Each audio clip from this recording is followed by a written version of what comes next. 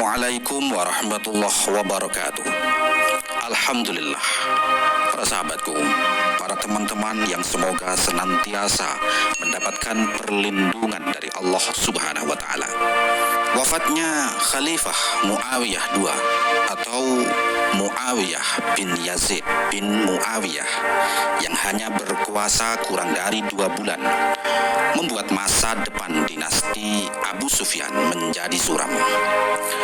Maka tampillah Marwan bin Hakam dan keturunannya, sehingga gabungan antara dinasti anak cucu Abu Sufyan dan anak cucu Hakam disebut dinasti Umayyah yang diambil dari nama klan mereka. Marwan bin Hakam ini adalah sosok yang kontroversial. Ayahnya Hakam bin Abi As terhitung sebagai sahabat Nabi yang masuk Islam setelah Fathu Mekah. Ada riwayat dari Siti Aisyah bahwa Nabi Muhammad SAW telah melaknat Hakam bin Abi As dan keturunannya. Nabi Muhammad juga mengusir Hakam keluar Madinah karena tingkah lakunya yang menyakitkan Nabi meski telah masuk Islam. Namun pada masa Khalifah Utsman bin Affan, Hakam yang merupakan paman sang khalifah namanya direhabilitasi atau dibersihkan dan kembali ke Madinah. Bahkan Khalifah Utsman bin Affan mengangkat Marwan bin Hakam sepupunya sebagai sekretaris. Imam As-Suyuti mencatat bahwa Marwan diriwayatkan senang mencaci maki Sayyidina Hasan dan keluarga Nabi lainnya. Saat Muawiyah pertama atau Muawiyah bin Abi Sufyan berkuasa, Marwan mendapat posisi penting, dan begitu seterusnya sampai Abdullah bin Zubair mengklaim sebagai khalifah. Marwan memandang suram masa depan dinasti Abu Sufyan karena Khalifah Muawiyah II, pengganti Yazid, adalah seorang yang masih muda, lemah dan sakit-sakitan. Imam At-Tabari mencatat bagaimana Marwan bersiap diri untuk pindah jalur politik dengan membaiat Abdullah bin Zubair sebagai khalifah di Mekah.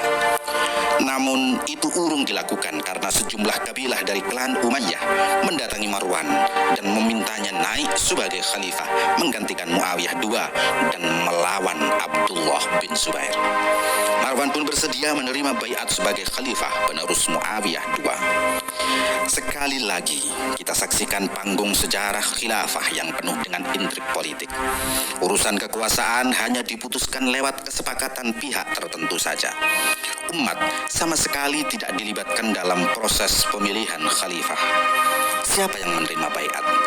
Apa kualifikasinya dan bagaimana prosedurnya sangat tidak jelas. Semua tergantung kekuasaan militer dan pengaruh keluarga yang mereka miliki yang dapat memaksa umat di wilayah tertentu mendukung hasil baiat tersebut. Akibat tidak ada aturan nas yang jelas soal ini, maka para ulama berdebat, seperti direkam dengan baik oleh Al-Mawardi, Muhammad Abu Faris dan Wahbah Az-Zuhaili dalam kitab mereka masing-masing. Berapa orang yang dibutuhkan untuk membaiat seorang khilafah? Ada yang bilang 5 dengan mengacu pada Khalifah Abu Bakar yang dipilih oleh 5 orang dalam peristiwa Saqifah. Ada yang bilang cukup 3 orang saja yang membaiat karena dianalogikan dengan akad nikah di mana ada 1 wali dan 2 saksi, bahkan 1 saja cukup. Kata ulama yang lain, karena Sayyidina Ali awalnya dibaiat oleh Abbas saja. Kalau aturan ini sekarang hendak diberlakukan untuk dunia Islam yang dihuni lebih dari 1 miliar muslim, tentu menjadi problematis. Mereka yang menyangka politik Islam zaman khilafah itu suci seperti Al-Quran dan hadis akan terkejut membaca literatur sejarah yang ditulis apa adanya oleh para ulama klasik. Politisasi ayat dan hadis juga terjadi sejak awal.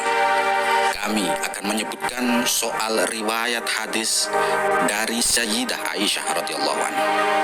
Dari Abdullah, ia berkata, "Aku sedang berada di masjid ketika Marwan berkhutbah.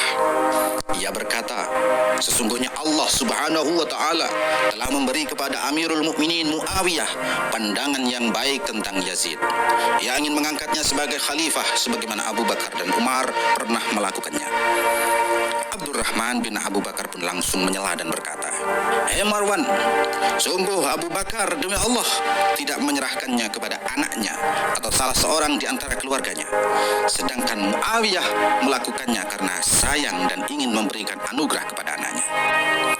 Marwan yang tidak suka dengan reaksi Abdurrahman tersebut berkata kepada Abdurrahman bin Abi Bakar, "Bukankah kamu yang dimaksud Al-Quran sebagai orang yang berkata kepada orang tuanya, 'Cis bagi kalian', seperti yang di dalam Quran Surah Al-Aqaf ayat 17.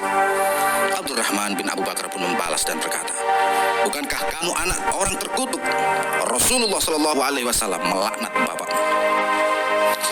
Siti Aisyah yang mendengar perdebatan Marwan dan Abdurrahman bin Abu Bakar, saudara lelakinya Aisyah, berkata, "Hei Marwan, demi Allah, ayat itu tidak turun kepada Abdurrahman, tapi ayat yang ini justru turun untuk ayahmu. Janganlah kamu menaati setiap tukang sumpah palsu yang hina, yang banyak mencela, yang kesana kemari menyebar fitnah, yang melarang perbuatan baik, melampaui batas dan banyak berbuat dosa." Quran Surah Al-Qalam ayat 10-12. Sayyidah Aisyah melanjutkan, Rasulullah SAW pernah melaknat ayah Marwan ketika Marwan berada di dalam sulbinya. "Engkau adalah pecahan laknat Allah." Sejumlah kitab tafsir menceritakan kisah yang kami sebutkan dengan berbagai redaksi, seperti tafsir Al-Qurtubi, tafsir Ar-Razi, tafsir Ibnu Katsir, dan tafsir Ad-Durul Mansur. Semua kitab tafsir yang kami rujuk ini adalah kitab tafsir dari Ahlus Sunnah wal Jamaah.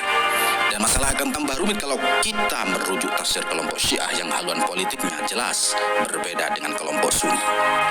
Yang mencengangkan bagi kita bagaimana kaum salaf terdahulu seperti Marwan bin Hakam, Abdurrahman bin Abu Bakar, dan Sayyidah Aisyah menggunakan ayat dan hadis untuk saling membela posisi mereka dan kemudian mencela lawan politiknya. Bahkan sejumlah riwayat yang mencela keluarga Marwan ini berasal dari Abdullah bin Zubair yang notabene merupakan lawan politik Marwan.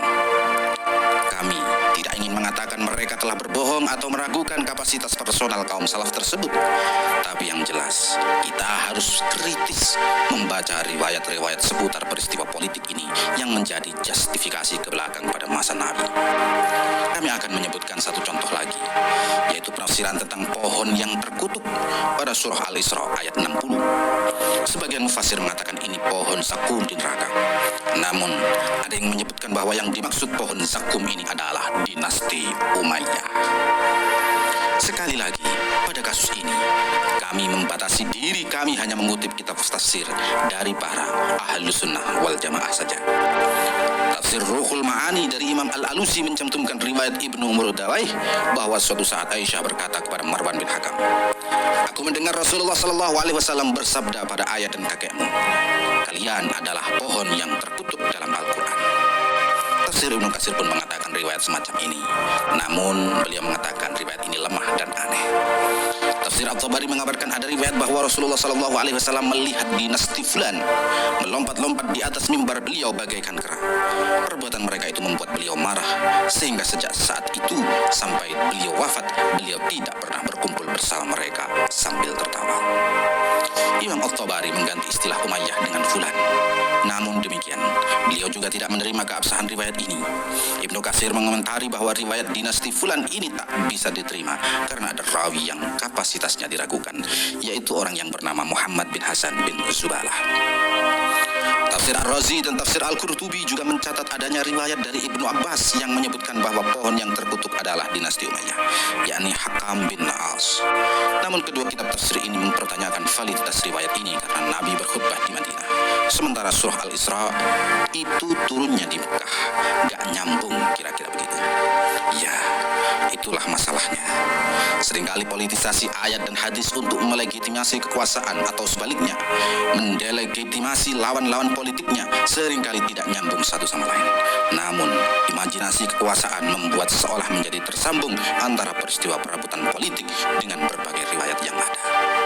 Kalaupun Marwan bin Hakam sosok yang memang dianggap cacat moral sejak lahir karena bapaknya dilaknat dan diusir Nabi, atau sosok yang dianggap melanggar syariat Islam, toh Imam Bukhari juga meriwayatkan sekitar 20 hadis dari Marwan. Kita tahu bagaimana ketatnya persyaratan Imam Bukhari Bukhari dalam menerima perawi. Ini saja menambah daftar kebingungan kita. Bagaimana seorang yang dianggap sikoh dan adil dalam meriwayatkan hadis, namun sosoknya tampil sebagai politisi kotor dalam panggung sejarah kekuasaan. Misalnya Imam Suyuti boleh jadi menerima hadis-hadis yang diriwayatkan oleh Marwan dalam Sahih Bukhari, tapi Imam Suyuti dalam Tarikhul Khulafa tidak mengakui Marwan sebagai khalifah yang sah. Khalifah Marwan bin Hakam hanya berkuasa kurang dari 1 tahun. Dia berhasil merebut wilayah Syam dan Mesir dari tangan pendukung Abdullah bin Zubair.